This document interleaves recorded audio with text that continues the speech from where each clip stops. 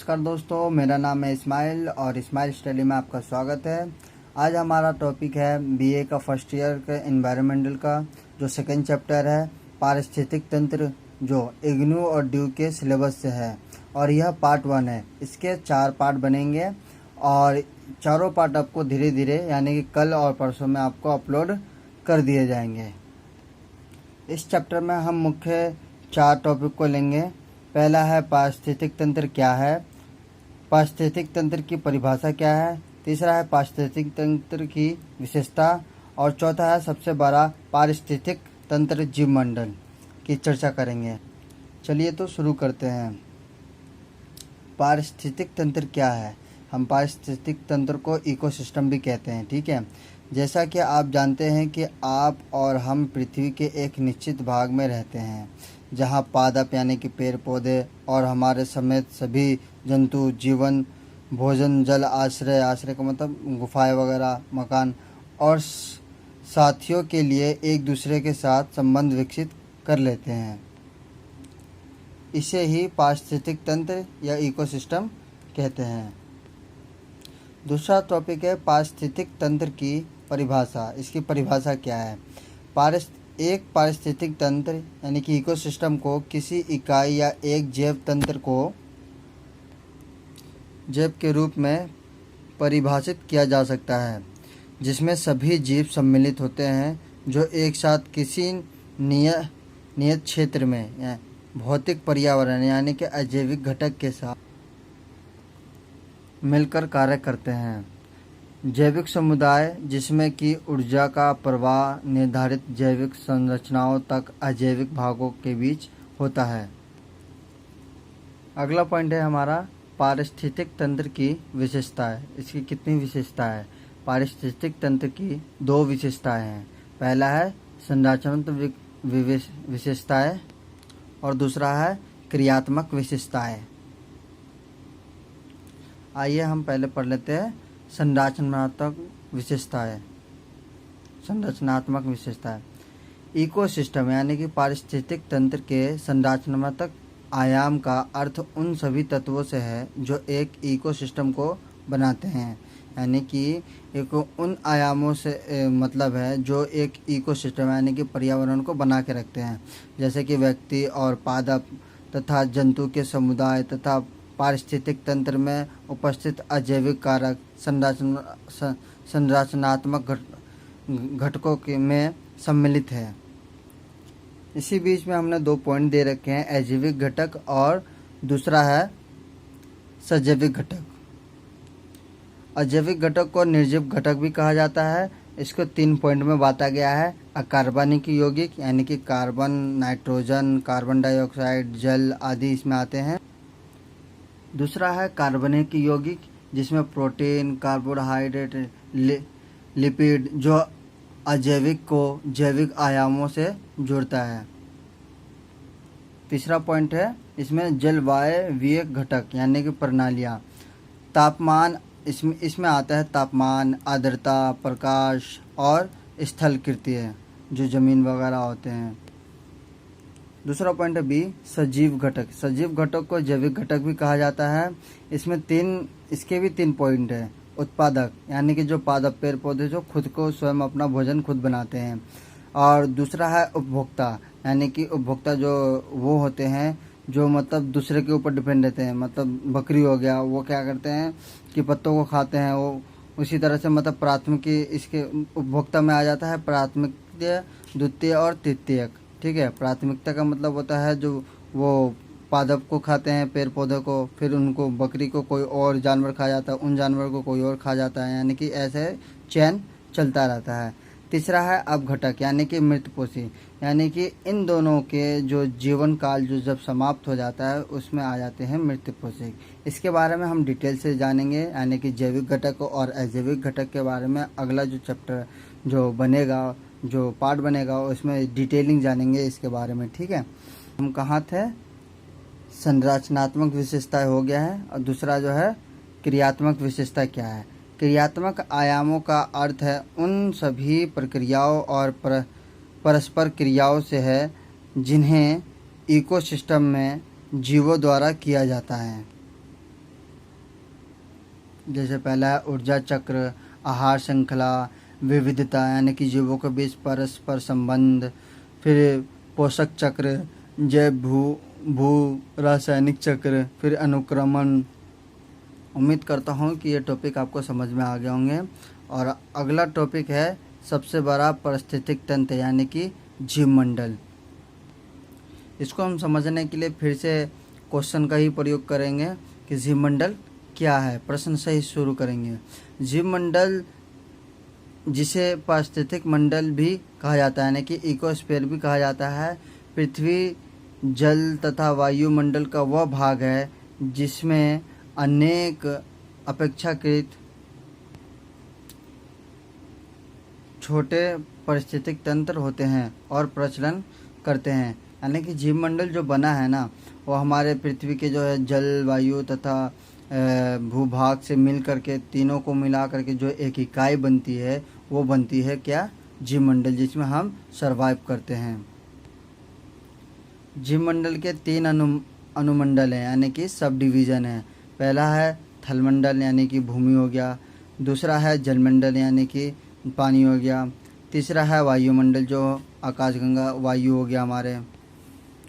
और पृथ्वी का गैसीय आवरण जो है वो 22.5 किलोमीटर की ऊंचाई तक फैला हुआ है। यानी कि पृथ्वी की जो सतह से, ये सतह से 22.5 किलोमीटर की ऊंचाई तक फैला पड़ा हुआ है। ठीक है,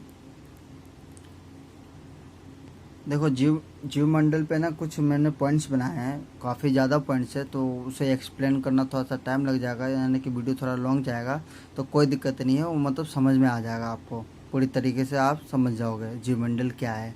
तो जो अगला पॉइंट है यानी कि जीवमंडल महासागर के तल लगभग 11,000 मीटर, पृथ्वी की सतह से नीचे से लेकर पर्वत के उच्चतम शिखर अथवा औसत समुद्री तल से लगभग 9,000 मीटर की ऊंचाई तक फैला हुआ है।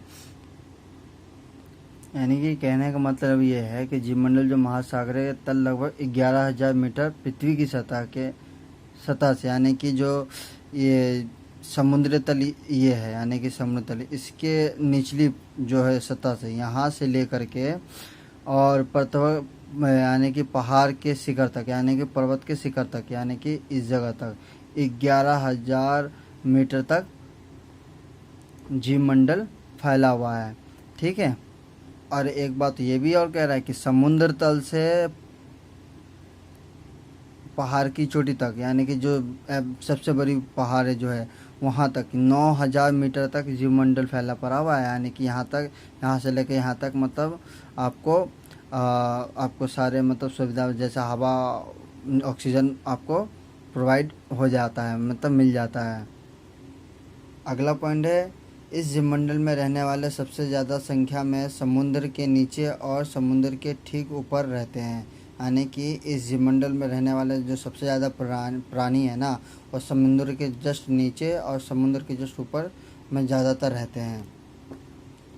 जीवमंडल में सबसे ज़्यादा प्रचुरता से जीवन जो है महासागर की सतह से 200 मीटर ऊपर, यानी कि ये कह सकते हैं जैसे महासागर है, ये समुद्री तल है, ये महासागर की सतह से यानी कि 200 मीटर ऊपर से, यानी कि 660 फुट, और समुद्र से लगभग 6,000 मीटर, यानी कि समुद्र तल से 6,000 मीटर ऊपर थे, यानी कि 20,000 फुट की ऊंचाई के बीच पाए जाते हैं, यानी कि जीवन पाया जाता है। यानी कि समुद्र के 200 मीटर के ऊपर से और समुद्र तल से 6,000 मीटर ऊपर तक, यानी कि जीवन संभव है जीना।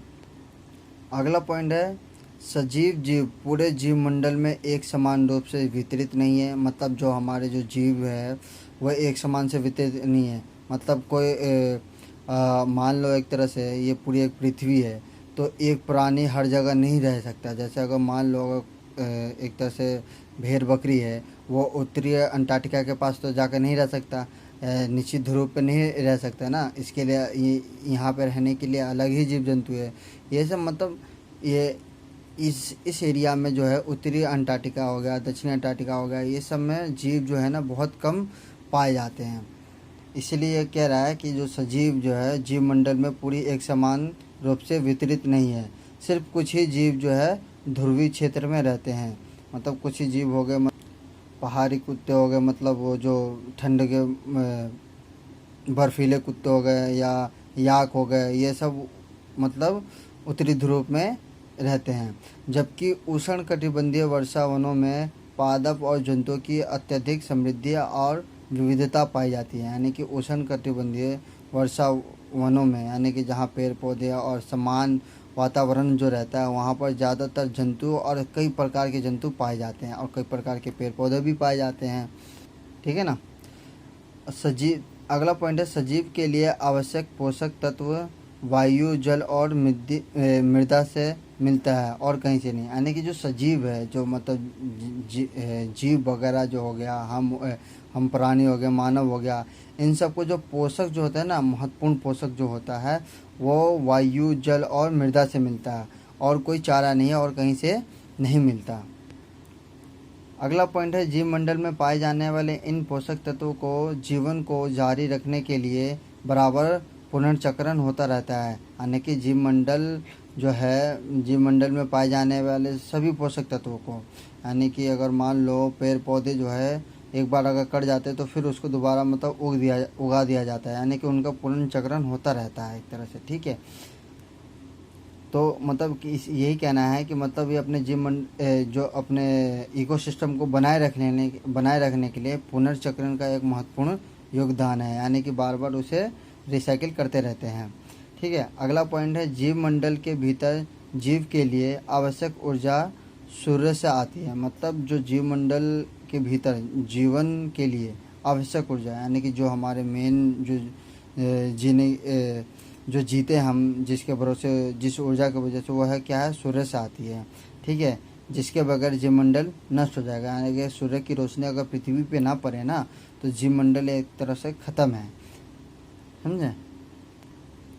अगला पॉइंट है जीवमंडल का तलीय भाग अनेक क्षेत्रों में फैला हुआ है जिन्हें जियोम कहते हैं, जो विशाल पारिस्थितिक तंत्र में बनाते हैं। जियोम कहते हैं मतलब मिट्टी के प्रकार को, जैसे काली मिट्टी हो गया, पथरीली मिट्टी हो गया, ये सबको जियोम कहते हैं। ठीक है।